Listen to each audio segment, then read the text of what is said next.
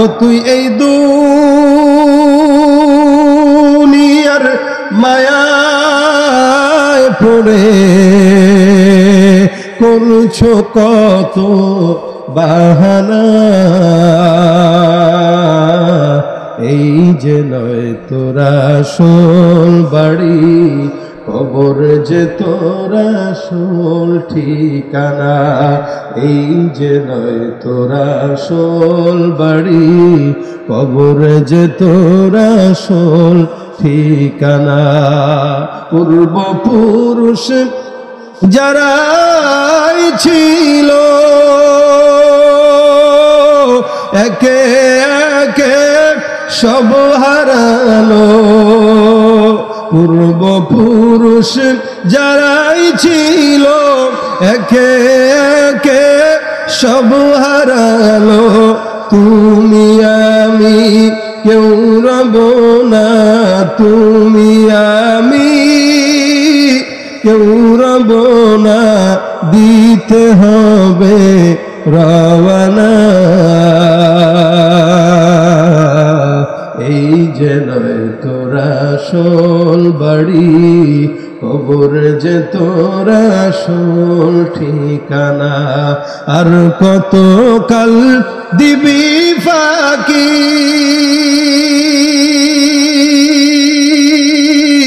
বেশি দিন আর নাই যে বাকি।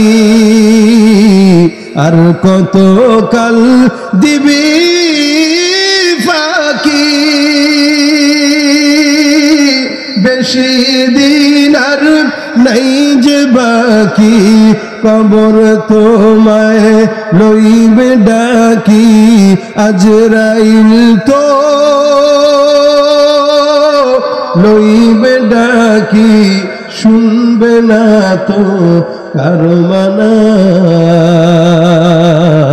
নয় তোরা আসল বাড়ি, কবর যে তোরা আসল ঠিকানা। এই যে নয় তোরা আসল বাড়ি, কবর যে তোরা আসল ঠিকানা। যাওয়া লাগবে না, লাগবে না। এই জন্য আল্লাহ পাক রব্বুল আলামিন বলেন, ইয়াউমা লা ইয়ানফাউ মালুন ওয়ালা বানুন ইল্লা মান আতাল্লাহা বিকলবিন সালিম। মানুষের সম্পদ, সন্তান, সন্ততি, মানুষের যা কিছু দুনিয়ার জমিনে বান্দারা রেখে যায়, এই সমস্ত কিছু আল্লাহ পাক রব্বুল আলামিন বলেন, বান্দা দুনিয়ার জিন্দেগিতে কোনো কিছু কাজে নাই, আখিরাতে যাওয়ার পর বান্দার কোনো কিছু কাজে আসে না। বান্দা যা যা কিছু রেখে যায়, অন্য হাদিসে রাসূল করিম সাল্লাল্লাহু আলাইহি ওয়াসাল্লাম বলেন, আমরা দুনিয়ার জিন্দেগিতে যত বান্দারা আছে, সমস্ত বান্দারা বাড়ি বারবার বলে, এটা আমার, ওইটা আমার, সেটা আমার, ক্ষমতা আমার, গাড়ি আমার, বাড়ি আমার, ক্ষমতার কথা আমার বলি, চেয়ারম্যানই আমার। কিন্তু চেয়ারম্যানই 5 বছর মেয়াদ, 5 বছর পর অন্য একজন চেয়ারে বসে। রানিং যেই চেয়ারম্যান থাকে, এই চেয়ারম্যানের জ্বালা যন্ত্রণায় সাবেক চেয়ারম্যান এলাকায় টিকতেও পারে না। ঠিক কিনা জোরে বল? রানিং যেই প্রধানমন্ত্রী আছে, এই প্রধানমন্ত্রীর কারণে সাবেক প্রধানমন্ত্রী ঠিক মতো ঘুমাইতেও পারে না। তার মানে ক্ষমতাও আপনার না, যেই সম্পদগুলো আপনি রেখে যাচ্ছেন ওগুলো আপনার না। যত কিছু আছে দুনিয়ার জমিনে রেখে যাওয়া, সব কিছু আল্লাহ পাক রব্বুল আলামিন বলেন বৃথা। দুনিয়ার জমিনে সম্পদ রেখে যাবা বৃথা, দুনিয়ার জমিনে যত বাড়ি গাড়ি আছে সব কিছু রেখে যাবা, এটাও হলো বৃথা। আল্লাহ পাক রব্বুল আলামিন বলেন, তবে কোনো বান্দা যদি সুন্দর একটা অন্তর রেখে যায়, যে অন্তরটা নিয়ে বান্দা কবরে নিয়ে যেতে পারবে, বান্দার চমৎকার নেককার অন্তর, নেককার আত্মাটা ছাড়া বান্দার যা যা রেখে যায় সব কিছুই বান্দার জন্য কোনো কাজে আসে না। একমাত্র যেই কলবটা আল্লাহ পাক রব্বুল আলামিনের ভয়ভীত, ওই কলবটা আল্লাহ পাক রব্বুল আলামিনের এই বান্দাকে আল্লাহর জান্নাত যাওয়ার জন্য সহযোগিতা করে। ভাইরা আমার, আল্লাহ পাক রব্বুল আলামিন দুনিয়ার জমিনে বান্দা রাখলেন 2 প্রকার। এক প্রকার বান্দা হইল, এদের ভিতরে আল্লাহ পাক রব্বুল আলামিন কোরআনের পরিচয় দিয়েছেন। আল্লাহ পাক বলেন, ফামিনহুম শাকিয়্যুন ওয়া সাঈদ। দুনিয়ার জমিনে যত বান্দা আছে সমস্ত বান্দার ভিতরে বান্দারা দুই প্রকার। এক প্রকার বান্দা হইল ফামিনহুম শাকী, এক প্রকার বান্দা হইল দুনিয়ার জিন্দেগিতে যারা গুনাহ করলো, দুনিয়ার জিন্দেগিতে যারা অন্যায় করলো, অবিচার করলো, এরা হলো দুর্ভাগা। আর দুনিয়ার জিন্দেগিতে যারা ইবাদতে মগ্ন থাকলো, দুনিয়ার জমিনে যারা আমলের ভিতরে মগ্ন থাকলো, আল্লাহ পাক রব্বুল আলামিন তাদের নাম কোরআনের ভাষায় বলেছেন সাঈদ, মানে এরা দুনিয়াতেও সৌভাগ্যবান আর দুনিয়াতে ইন্তেকাল হওয়ার পর, কবরে যাওয়ার পর জান্নাত পেয়ে হয়ে যায় সৌভাগ্যবান। সুবহানাল্লাহ। এই জন্য আল্লাহ পাক অন্যত্র আয়াতের ভিতরে বলেন এদের ভিতরে দল থাকবে দুইটা, ফারিকুন ফিল জান্নাহ ওয়া ফারিকুন ফিস সাঈর। এক দল থাকবে জান্নাতি, আরেক দল থাকবে জাহান্নামী। এক দল থাকবে ডানপন্থী, আরেক দল থাকবে বামপন্থী। দুনিয়ার জিন্দেগিতে আল্লাহ পাক রব্বুল আলামিন দুই পদের মানুষকে দুনিয়ার জমিনে প্রেরণ করলেন। কিছু দল থাকবে জাহান্নামী, কিছু দল থাকবে জান্নাতি, কিছু দল থাকবে দুর্ভাগ্যবান, কিছু দল থাকবে সৌভাগ্যবান। এ মুসলমান সৌভাগ্যবান কারা? যারা হায়াত থেকে মওত পর্যন্ত আল্লাযী খালাকাল মাউতা ওয়াল হায়াতা লিয়াবলুয়াকুম আইয়ুকুম আহসানু আমালা, যেই সমস্ত বান্দাকে আল্লাহ পাক রব্বুল আলামিন পরীক্ষা করলো, পরীক্ষায় পাশ করার পর আল্লাহ পাক রব্বুল আলামিন বলেন ওই বান্দার মতো সৌভাগ্যবান দুনিয়ার জিন্দেগিতে আর কেউ নাই। কারণ আমি আল্লাহ যত যত ইমতিহান বান্দাকে করলাম, এই সমস্ত ইমতিহানের ভিতরে বান্দাটা 100-এ পাশ করেছে। সুতরাং আমি আল্লাহ পুরস্কার হিসেবে আমি আল্লাহ পাক রব্বুল আলামিন বান্দার জন্য রাখলাম কি? আল্লাহ পাক বলেন আমি আল্লাহ পাক রব্বুল আলামিন বান্দার জন্য এমন একটা জান্নাত রাখলাম যেই জান্নাতের প্রশস্ততাই হলো আসমান আর জমিনের সমান। এই জন্য আল্লাহ পাক রব্বুল আলামিন বান্দাকে ডাক দেয়া বলেন ওয়াসারিউ ইলা মাগফিরাতিন মির রাব্বিকুম, ওয়াসারিউ ইলা মাগফিরাতিন মির রাব্বিকুম ওয়া জান্নাতিন আরদুহাস সামাওয়াতু ওয়াল আরদ। আল্লাহ পাক রব্বুল আলামিন বলেন বান্দা আল্লাহর দয়ার পিছনে দৌড়াও, এমন জান্নাতের পিছনে দৌড়াও। আমি আল্লাহ পাক রব্বুল আলামিন তোমার জন্য জান্নাত যেটা রাখলাম, ওই জান্নাতের প্রশস্ততা আমি আল্লাহ পাক রব্বুল আলামিন কতটুকু দিলাম। আল্লাহ পাক নিজেই বান্দাকে জান্নাতের প্রশস্ততা সম্পর্কে জানায়া দেন। আল্লাহ পাক বলেন ওই জান্নাতের প্রশস্ততা হইল আসমান আর জমিনের সমান প্রশস্ততা। সুবহানাল্লাহ। ভাইয়ার আমার, ওই জান্নাতে যাইতে রাজি আছি তো ইনশাআল্লাহ? ইনশাআল্লাহ। দল কয়টা? একটা জান্নাতি আর একটা জান্নাতি কারা, জাহান্নামী কারা? সোজা হিসাবে বদকার যারা তারা জাহান্নামী। আল্লাহ পাক রব্বুল আলামিন বলেন উইদ্দাত লিল মুত্তাকিন, আর জাহান্নামের ব্যাপারে বলেন উইদ্দাত লিল কাফিরিন। যে জান্নাতটা আল্লাহ পাক রব্বুল আলামিন বলেন ওয়াসারিউ ইলা মাগফিরাতিন মির রাব্বিকুম ওয়া জান্নাতিন আরদুহাস সামাওয়াতু ওয়াল আরদু উইদ্দাত লিল মুত্তাকিন। যেই জান্নাতটা আমি আল্লাহ বান্দার জন্য তৈয়ার করে দিলাম, যেটার প্রশস্ততা আসমান আর জমিনের সমান। আল্লাহ পাক বলেন এই জান্নাতটা কোনো বান্দা সমস্ত গুনাহগারদের জন্য নয়, এই জান্নাতটা শুধুমাত্র কেবলমাত্র আমি আল্লাহ পাক রব্বুল আলামিন আমার মুমিনদের জন্য রাখলাম। তার মানে মুমিন যদি কোনো বান্দা হয়, ওই বান্দা জান্নাতি না জাহান্নামী? জান্নাতি। যেই বান্দা বদকার হয়ে যায় ওই বান্দাটা জাহান্নামী হয়। এই জান্নাত পাওয়ার জন্য বান্দার জন্য একটা স্টেপ আছে, সেটা হইল মওত। এ মুসলমান, দুনিয়ার জিন্দেগি বলেন আখিরাতের জিন্দেগি বলেন, মানুষের জিন্দেগি একটাই। দুনিয়ার জিন্দেগি আর আখিরাতের জিন্দেগি, মানুষের জিন্দেগি একটাই, কিন্তু দুনিয়ার জিন্দেগিটা হচ্ছে মাটির উপরে আর আখিরাতের জিন্দেগিটা মাটির নিচে। বান্দা দুনিয়ার জিন্দেগি শেষ করার পর জান্নাতে যাওয়ার জন্য একটা মাত্র পর্দা, সেই পর্দাটা হলো মরণ। কোন বান্দা যদি ইমানদার হয়, কোন বান্দা যদি মুমিন হয়, আল্লাহ পাক রব্বুল আলামিন মুমিন বান্দার জান্নাতে যাওয়ার রাস্তা যেটা মরণ, ওই মরণটাও পর্যন্ত আসানের সঙ্গে করে দেন। আর বেঈমান যারা আছে, ওই বেঈমানের মরণটাও আল্লাহ পাক রব্বুল আলামিন অনেক কঠিন করে দেন।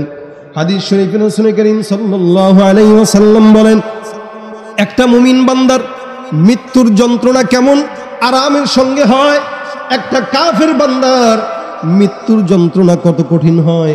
হাদিস শরীফে রাসূল করিম সাল্লাল্লাহু আলাইহি ওয়াসাল্লাম বর্ণনা করেন, রাসূল করিম বলেন, কোন মুমিন বান্দার যখন নেক আল্লাহ পাক রব্বুল আলামিন তাকে জান কবজ করার জন্য নিয়ে আসে, ফেরেশতা পাঠায় দেন।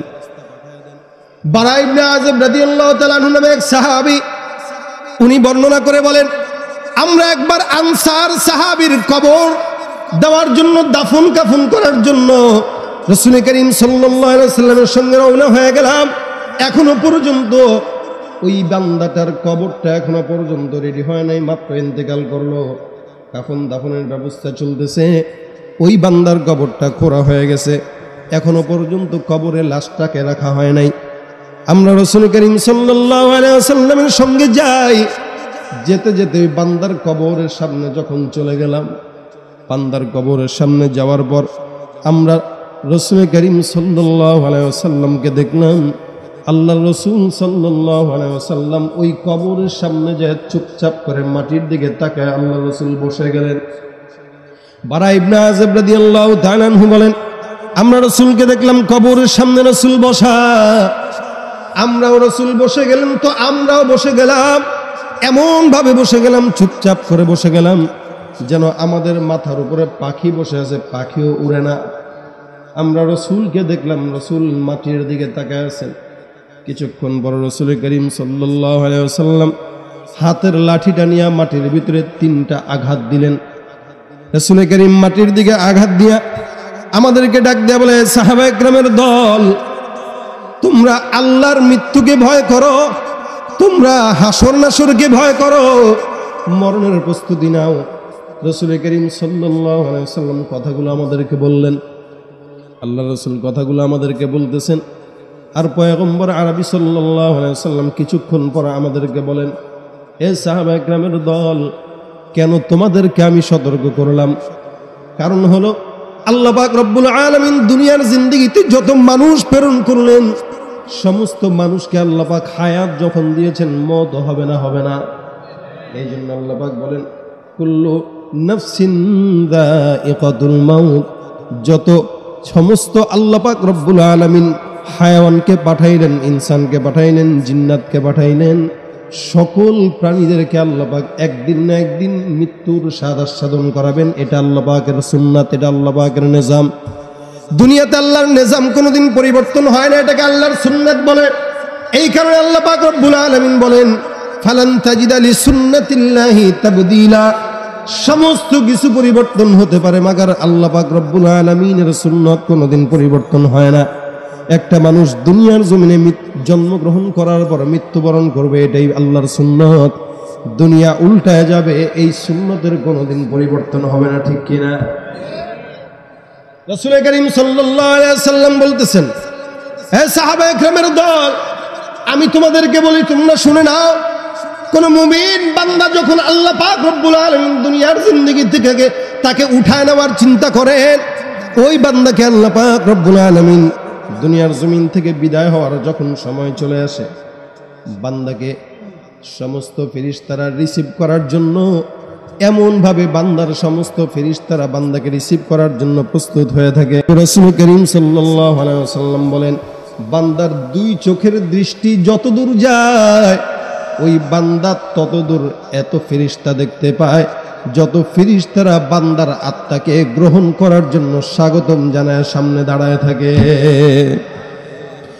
এই বান্দাকে যখন মরণের সময় চলে আসে, রাসূল করিম সাল্লাল্লাহু আলাইহি ওয়াসাল্লাম বলেন, আল্লাহ পাক রব্বুল আলামিন বান্দার হায়াত যখন শেষ করে দেন, তখন বান্দার জন্য আসমানের তরফ থেকে, আল্লাহর তরফ থেকে এমন কিছু ফেরেশতা আসে, যেই ফেরেশতাদের হাতে জান্নাতের কাফন থাকে আর জান্নাতের সুগন্ধি থাকে। দুনিয়ার জমিনে কোনো মানুষ ইন্তেকাল করার পর, ওই বান্দাটা ইন্তেকাল হওয়ার পর আমরা দুনিয়ার জিন্দেগিতে দুনিয়ার কাফনের কাপড় কিনি অথবা দুনিয়ার সুগন্ধি লাগায় দেই, কিন্তু আপনার আমার জানা নাই আল্লাহ পাক রব্বুল আলামিন দুনিয়ার মানুষ মুমিন যদি হয়, ইমানদার যদি হয়, ওই ইমানদার ইন্তেকালের পরে আল্লাহ পাক রব্বুল আলামিন ফেরেশতাদেরকে দিয়ে জান্নাতের দাফন কাফনের ফয়সালা করে দেন। ওই ফেরেশতারা হাতের ভিতরে সুন্দর করে জান্নাতের কাফনের কাপড় নিয়ে আসে, এক হাতের ভিতরে কাফনের কাপড় আর এক হাতের ভিতরে সুগন্ধি। আল্লাহ রাসূল সাল্লাল্লাহু আলাইহি ওয়াসাল্লাম বলে, ওই বান্দার কাছে মাথার কাছে সুন্দর করে আল্লাহর মার ফেরেশতা মালাকুল মাউত চলে আসে। মালাকুল মাউতের নাম কি? বলে আজরাইল।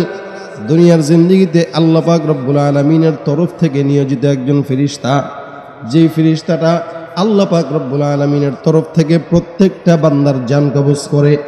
প্রত্যেকটা বান্দার জান কবজ করার জন্য এই ফেরেশতাটার দায়িত্ব। এবার সুন্দর করে ফেরেশতাটা সুন্দর করে বান্দার, মুমিন বান্দার পাশে এসে বসে থাকে। এবার মুমিন বান্দার আত্মাকে সুন্দর করে ডাক দেয়া বলতেছে, হে পবিত্র আত্মা, হে পবিত্র কলব, তুমি আরামের সঙ্গে তোমার দেহ থেকে বের হয়ে যাও।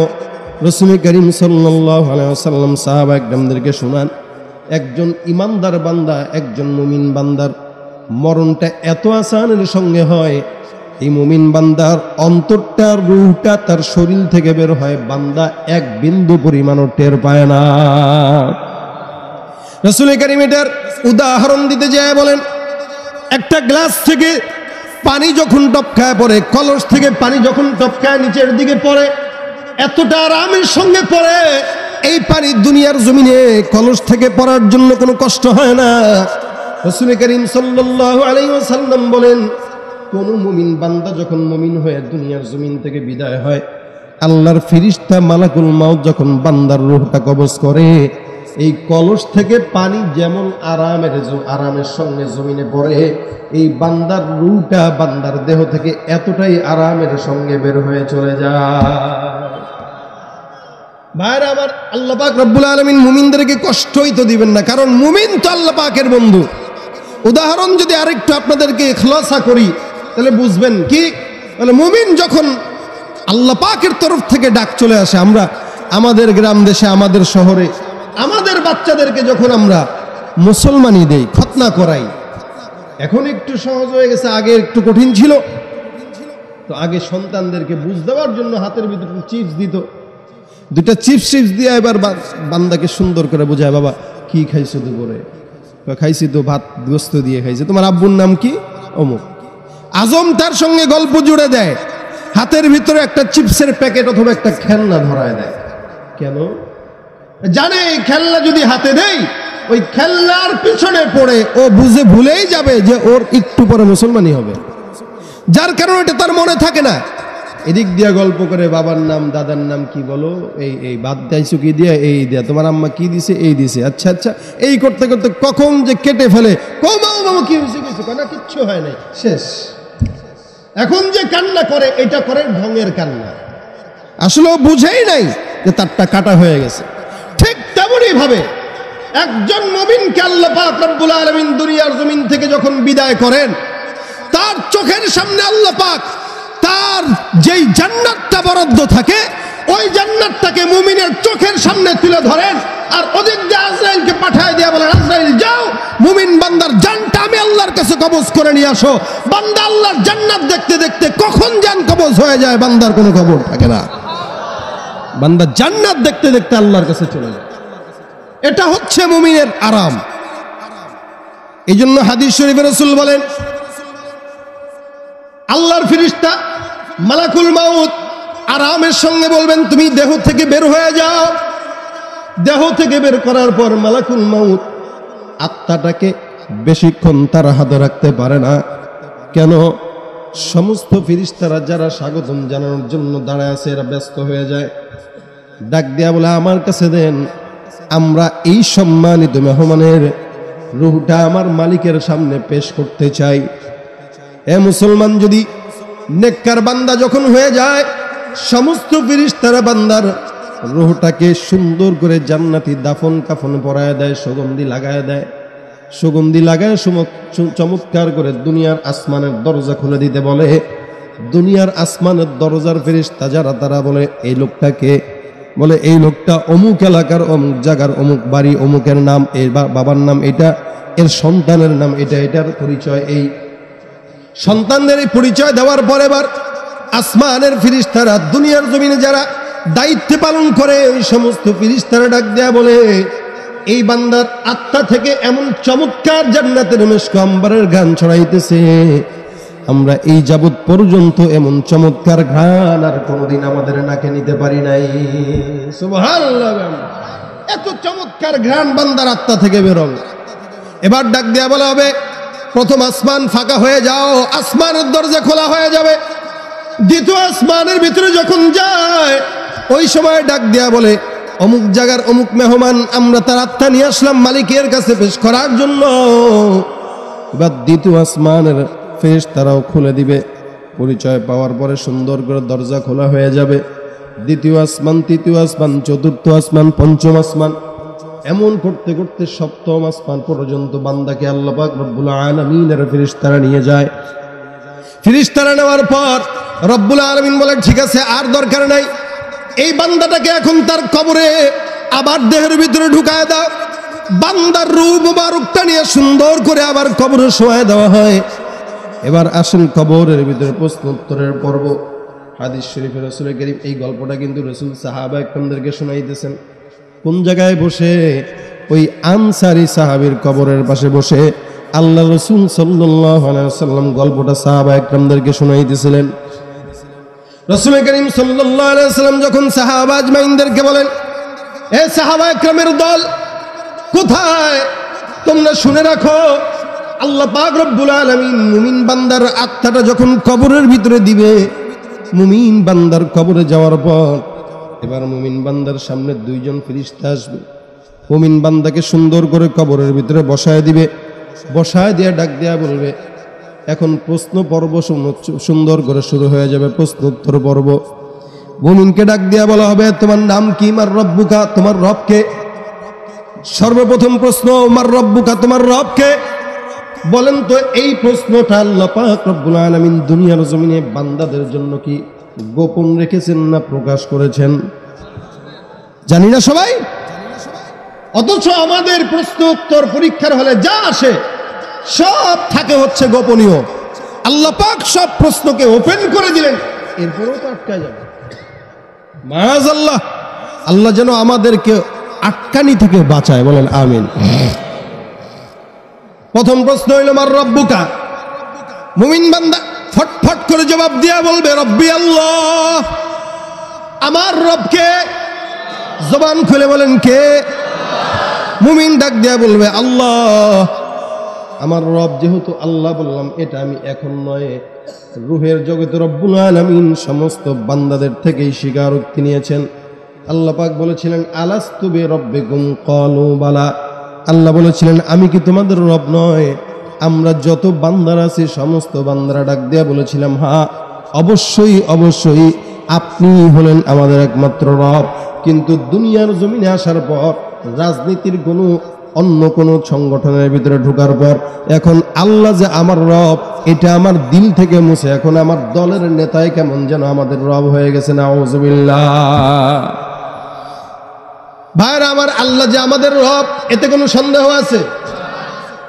হায়াতে যতদিন বাঁচবো, মরণ পর্যন্ত আল্লাহ যে আমাদের রব, সার্বভৌমত্বের ক্ষমতার মালিক যে আল্লাহ, এতে কোনো সন্দেহ হবে? সব কিছু উল্টায় যাক, আমরা আমাদের এই কথার উপর একমত, আমাদের রব হলেন আল্লাহ। বান্দা এবার জবাব দিয়া বলবেন, রব্বি আল্লাহ।